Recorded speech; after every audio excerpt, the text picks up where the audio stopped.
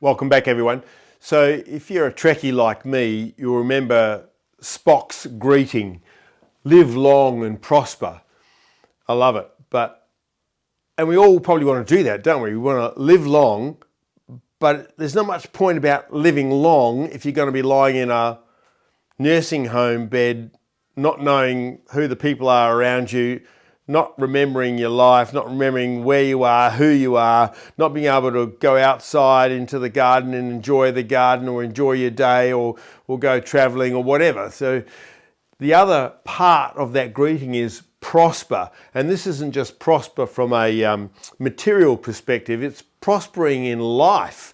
Well, materially obviously is important, but to be able to have enjoyment, to be able to go out into the sunshine, to be able to go travelling, to be with your friends and your family, that's what prospers us from a human perspective. So we all want to live long and prosper.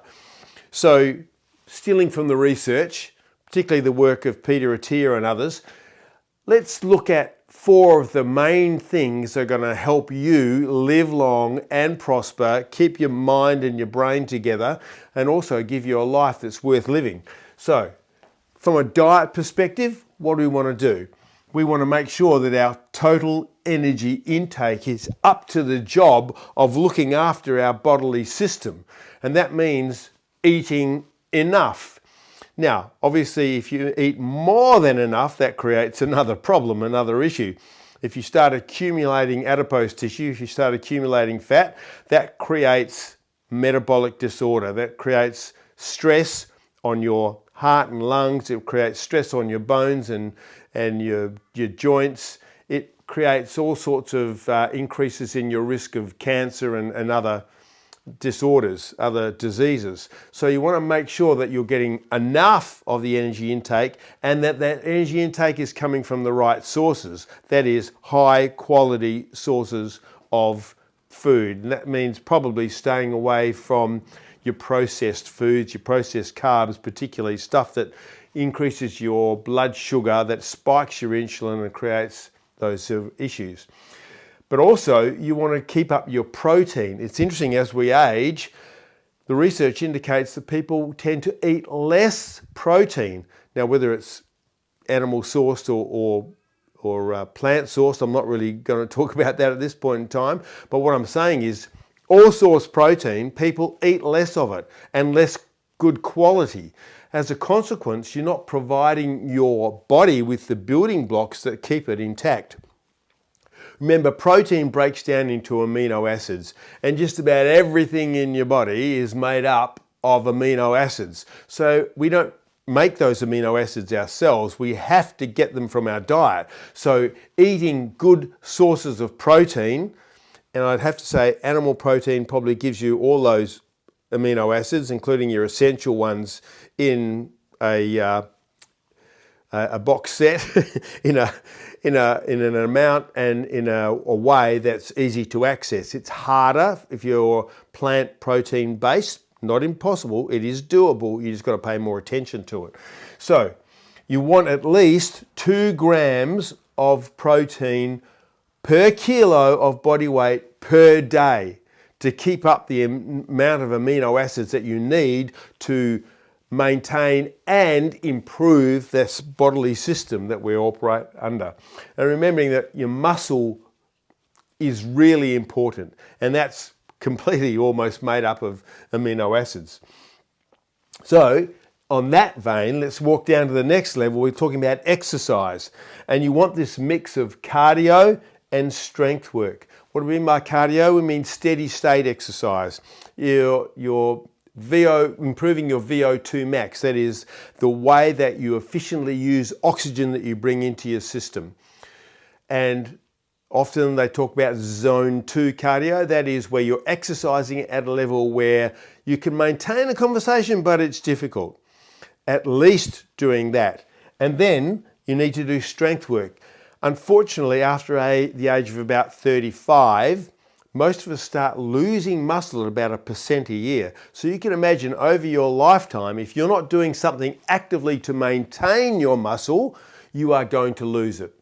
And when you lose it, that creates all sorts of other issues, not just weakness, but other actual metabolic issues that will set you up for developing other diseases and problems. In fact, interestingly enough, one of the key tests that links you to your all-cause mortality, in other words, your likelihood of dying at any one time, is your grip strength.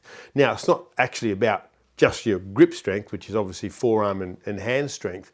That's just a proxy for your overall bodily strength. It's a measure. It gives us an insight, a window into the strength of your whole body. And if that's poor, then your risk of all sorts of causes of death rises dramatically. So if you've got a weak grip strength, it's an indicator that you're probably very weak and that your risk of dying from all-cause mortality, all-cause diseases and problems rises dramatically. So maintaining and improving strength as we age becomes critical if we want to live long and prosper. So by the way, indicators are that particularly if you're over 50, you need to be exercising probably about 8 hours a week. Now, I know that sounds a lot, and it doesn't mean you've got to be in the gym for 2 hours a day, 4 days a week. What it means is that you need to be conscious of your everyday activities, what we call non-exercise activity thermogenesis, or NEAT. What is NEAT? It's the energy that you use doing normal things. So maybe you need to go to the shops, but you could park your car at the furthest end of the car park and make sure you do a really good walk up to the shops and back. Why? Because it increases the amount of time that you're exercising. So it's not just 8 hours, doesn't mean just the 8 hours that you're sitting in a gym or going for a run or something like that. It means how you are moving and using your body during the course of your day. And if you're conscious that every day I want to be doing an hour and a half exercise, yes, it may incorporate some particular strength work and a particular walk. I tend to ruck and do a little bit of running and stuff, and I do weights work just about every day. But you can do that. That might take an hour max. But if you're doing this NEAT activity, you're conscious of the going upstairs at work and not taking the elevator or the thingy, so you want to do that. So incorporating a lot of exercise, at least hours out a week, and make sure you're doing both cardio and strength work. Then sleep. Oh boy, the research coming out about sleep, the importance of sleep, and how if you're getting inadequate sleep, poor quality of sleep and not enough sleep is dramatic on your health. So work assiduously, and it might mean you work with a specialist in this area to improve your sleep. Some things that I would say about that is you need to have a consistent sleep time and wake time. Preferably make sure your room is dark.